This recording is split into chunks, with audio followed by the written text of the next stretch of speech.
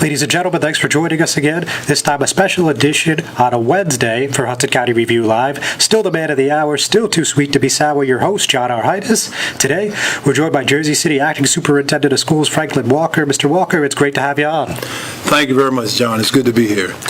So apologies for the delays, but now that we are finally getting on our way, we wanted to talk a little bit just about your tenure with the school district. So just tell us when you started teaching and, ascending the ladder until today, where now, of course, you're the acting superintendent. Okay, I started back in 1974. I started as a physical education teacher in Whitney M. Young Elementary School, and I went on to PS number 12, 32 School, Ferris High School, Lincoln High School, and I served there as a teacher, coach, athletic supervisor, director of athletics. I went on to become a vice principal at Snyder High School, principal at Whitney Young Elementary School. I served time in the area of director of secondary education, and then I became special assistant to the associate superintendent and associate superintendent. I served as a principal at Lincoln High School for a period of time, and then I became associate superintendent again to the superintendent. Then I became interim superintendent, associate superintendent in charge of student life and services, and then chief school administrator. So it sounds to me like it would be pretty safe to say you know this city and this district well. Yes, I think that's a good conclusion. How many years has it been? Well, it's about 45, probably going on 46 years now. Okay, yeah. Excellent. Yeah. So obviously before you received the acting title again, there was this whole controversy with your predecessor, Dr. Marcia Lyles. There were a number of votes by the board, a number of teachers who protested. Obviously you're familiar with the situation. And of course there's ongoing litigation, so I'm sure there's only so much you're going to want to say. But I mean, what was your take just watching it, from the a spectator position? Well, my only concern was really to do my job, and I was the associate superintendent in charge of student life and services, and I was part of her Dr. Lyles' cabinet, and so I had a responsibility, and a lot of the other things that went on, I really was not a part of. My position was to hold down the fort when it came to the areas that I was directly responsible for, and and that's what I did. Okay. And when did you first start getting wind that it looked like Dr. Lyles was going to be on the way out and they were looking at you to be at least a temporary replacement? Well, to be very honest with you, I really didn't know. And I know that there are many people who probably say that I kind of had an idea. But and I've been around a long time, and I do know that nothing happens until it happens. And so the evening of the special board meeting, I was called and they asked me if I would step in, and I said yes. So I'd like a couple hours notice. That's right. Part of being an assistant or an associate is that you're prepared to step in many situations. Oftentimes, if the superintendent has a duty outside of the city or is involved in workshops, many times they'll have the associate step in for them for that period of time and handle some of the minute-to-minute operations that are taking place in the district. And so I've been in that capacity before where I've substituted on some days. So for them to say and ask, not just me, but I believe that any of the associates, if they asked them if in fact they would step in, and I'm quite sure they would not only be able to step in, but be more than qualified to be able to handle some of the responsibilities. Okay. Now, obviously for now it's an acting title, and I believe I've heard the board president say that they do ultimately want to do a national search. But in the event that it comes down to an interview process, would it be fair to say that you'd be interested in sticking around in this position for a little while? Yes, it is. All right.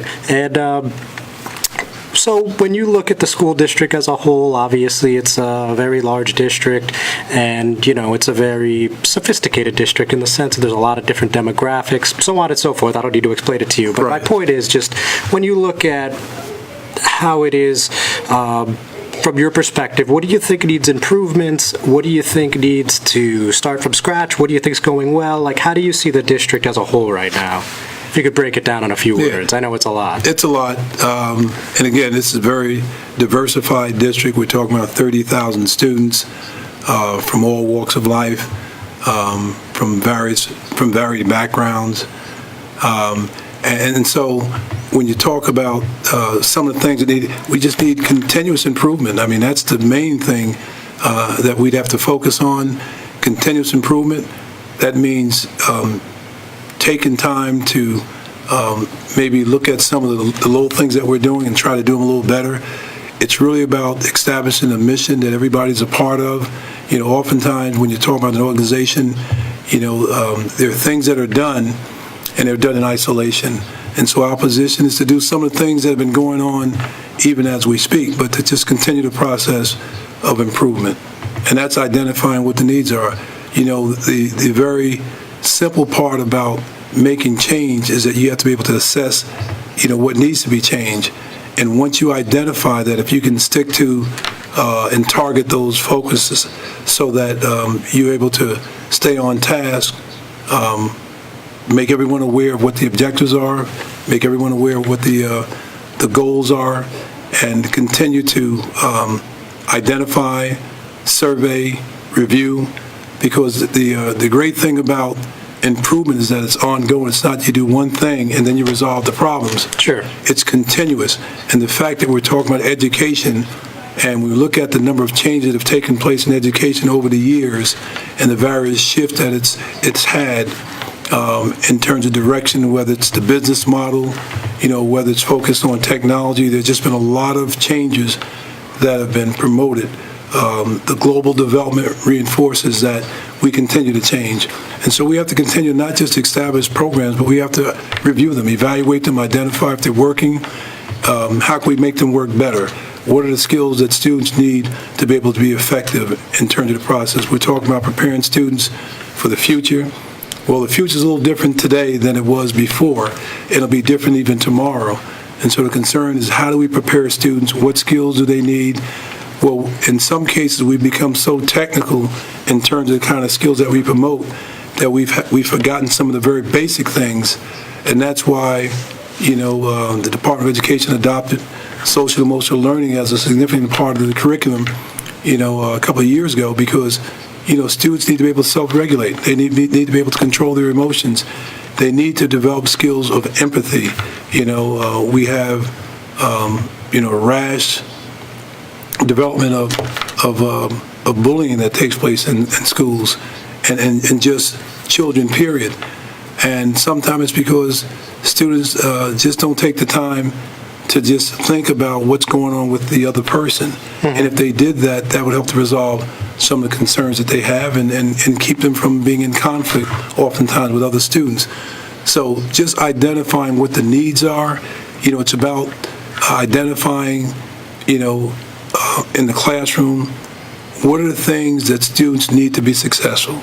We know that they need resources. We know that they need, you know, supplies. We also know that they need a teacher, someone that can impart and develop a relationship with them to promote, you know, the learning process. You know, the focus is not just on the teaching, but the focus has to be on the learning as well. Of course. So, as the Chief Administrator for the Jersey City Public Schools, I mean, is there any one thing that sticks out to you that you'd want to make your number one priority for the time being? There are a lot of things that I see that we can work on. As I said, continuous improvement. There are many things that we're doing very well. Mm-hmm. We have some outstanding teachers, administrators, security guards, custodians, and I mentioned all of them because in order for us to be the kind of district that we want to be in terms of promoting educationally competitive students, it requires that everyone plays a part. You know, when you go into the school, you should see that the lunchroom attendant is actively involved in engaging with students as much as the teacher or the administrator is, or her, in reference to the things that are going on and promoting excellence in the school. And so the concern is that we want to get everybody involved. It's an inclusive environment. And so the position is to try to develop a cultural setting, a culture inviting environment that supports achievement across the board. And that requires us to continue to put the message out and provide the support and develop the practices that support that. You know, you can have the best curriculum, you can have the best set of resources, but if people don't believe in what they're doing, then it will not come across as well as it should. So our position is that we require, you know, some professional development in addition to some of the other strategies and methodologies and support programs to reinforce that our teachers that are coming before students are prepared to do the best job they can possibly do in promoting an educational structure in our students that will prepare them for the future. Understood. So there was two topics I wanted to chat with you about for a few minutes here that I know you have nothing to do with. This is more Trenton type of stuff, but the first one was Chapter 78 relief. So I see teachers all across the state posting online, whether it's Facebook or Twitter or their old personal blogs, whatever, about how they really want their state legislators to step up, do something about Chapter 78 relief. You know, this is something that people have been talking about for, 6, 7, 8 years. Right. And you've heard about the struggles with it too. Maybe you've encountered them to an extent as well. So just, when you see that message continuously, I mean, in an ideal world, what would you like to see some of our leaders on the state level do to make this profession, a little more equitable like it used to be, say, a decade ago? Yeah, Chapter 78 is personal to me as well. I have a health program, and so I too am affected by that process. I just think that we just need to be able to have a better understanding of, the structure of our benefits and the process for, how this whole situation plays itself out. I think that there are changes that are taking place each and every day in terms of the way in which our health program continues to exist. And, we just need to be able to find ways to make it palatable for the people, on our level, and kind of reduce some of the legislation parts of it that may be more business inclined. Our position and the teachers and the staff, they just want to be able to have health benefits that support them and their families, and they want to be able to do it at the most economical structure or cost. And when there are things that are taking place that the cost continues to go up based upon various procedures, support programs that exist in terms of the health area, preventive medicine, preventive, testing and things like that, they want to be able to have that. We talk about, having, a good health system. Their positions, they just want to be able to know that the benefits that they receive support the money they're putting forward, and they want to be able to do it at a cost-effective rate. And so I just think that the legislators, as they make their decisions along those lines, just need to be able to communicate with the people and make them understand some of the things that are going on, especially when there's an opportunity to move towards self-insurement that would certainly be cost-effective and be more in line with what some of the employers are probably looking at in terms of being able to still work. I mean, the cost of everything is going up. Oh, yeah, always. And, health benefits are a part of that. And the fact that you have teachers that have committed themselves to assume the professional role that they are in, I think that we just need to be able to assure them that their job certainly supports them having a good health plan. All right, yeah, that all seems to make sense. The other thing on the whole New Jersey level that I wanted to mention was PARCC testing. So, as you're aware, when Governor Murphy was still just a Democratic candidate in 2017, he talked about eliminating the PARCC test completely. Obviously, we're not there yet, but recently we're hearing from the courts and from statewide officials that it looks like by 2020 there will be an alternative test to PARCC, and it will, finally be abolished. So when you think about these standardized tests, I mean, what are the things that you think are really important, and what do you think are things that are I would say, putting the thumb on the scale where it's not fair for certain people. What do you think's the right medium there?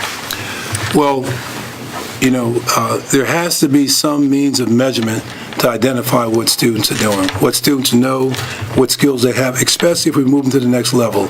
And I know New Jersey law reinforces the fact that there has to be some kind of assessment given to students, and they must pass it in order to be able to graduate from high school. Yep. And under those circumstances requires that, and it's a good thing. As I said, we need to make sure that when students leave high school, there are certain skills that they have, and there's certain things that they can do, and there's certain pathways that they can move towards under those circumstances. However, all states don't have this requirement, and from what I understand, I believe New Mexico and New Jersey are the only states that are using a PARCC assessment. So the indication is that maybe there's some other alternative that we can use to be able to truly identify and target skills that students have that could be more appropriate to maybe what the curriculum supports, because with any test, it should be aligned to what's being taught. And, the concern for us is that we just want to make sure that the test matches the teaching. Okay. And back on the local level, specifically talking about Jersey City, I know something that you hear a lot about from parents and teachers is school safety. So roughly a month ago, I believe it was right before you took the new position, there was a young student, an 8th grader, that came into one of the schools with a gun. But, nothing ended up happening, thankfully. But, those are the things that kind of spur these conversations about school safety and security. And we've heard from Washington that, teachers should maybe carry guns. And we've heard a bunch of alternatives in between. But one thing that has happened in terms of legislative action is Alyssa's law, which would involve putting some sort of a panic button in every classroom. So could you tell us some of the security measures in Jersey City that are already in place and what this new law would mean for the public schools over here? Sure. Safety is paramount for the Jersey City Public Schools in terms of making sure that our students feel safe and secure. As a matter of fact, that's a big concern that the parents have too. Oftentimes when students, in spite of where they're located in the city, when they look to move on to other schools, especially in the high schools, the number one concern for parents is the safety. And they're concerned about what the school offers, but they also want to make sure that their children are safe. And sometimes their assumption is that small means safe.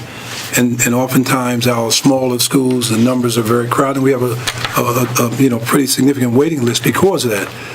But our position is to make sure that we do the things that are necessary to make students feel safe. The law requires that we have a fire drill and a safety drill every month. And in doing those drills, we get a chance to practice, the students and staff, in a coordinated effort with certainly law officials present to make sure that we're doing it in a timely manner, an efficient manner, and a very safe manner. So we get pretty good at fire drills and safety drills and, stay in place and the various types of drills that we have. We generally get pretty good at it. You made mention about the incident that occurred last week, and we certainly want to extend a big thanks to the staff and the students of PS number 38 because of how they handled the situation, and they handled in such a way that it was incident-free. As a matter of fact, many people didn't even know that was going on until, they either were able to hear it from the police department or someone on the street for the most part, but they did a great job in reducing any kind of escalation of that situation, and they made it incident-free because of the training, because of the staff being proactive in terms of the process, in terms of how they handle it. They put a plan in place, and they resolved and remediated the situation without incident. And all our schools are trained to do that. It's unfortunate that we're living in a day and a time that we have to be super vigilant in terms of how we handle things for the most part, in terms of anticipating, some of the ills that can go wrong. But, our security program and certainly our security director, Art Newman, does a fantastic job in terms of monitoring his staff and keeping the schools safe and reviewing on a regular basis, in terms of procedures. If we're doing something, and the times change a lot of what we do, but if we're doing something and we decide that we can do it a little better, we make the adjustments. If there's something else that happens in another part of the country that we think that we should now identify as a part of our structure and our function in the schools, then we'll review it, develop committees, identify what the needs are, make an assessment in terms of the facility we have, and then make some adjustments with it. You talked about the ELISA law, and we're in the process now of reviewing some of the circumstance surrounding possibly putting panic buttons inside the school. We know that's the law, and certainly in the future, all schools will have to do that. Yes. We do have a concern, and our position is to try to stay alert and in front of it if we possibly can, especially if it's going to improve the safety of our schools. But I think that considering the number of incidents we've had, throughout the country in situations that have involved schools and, unwanted,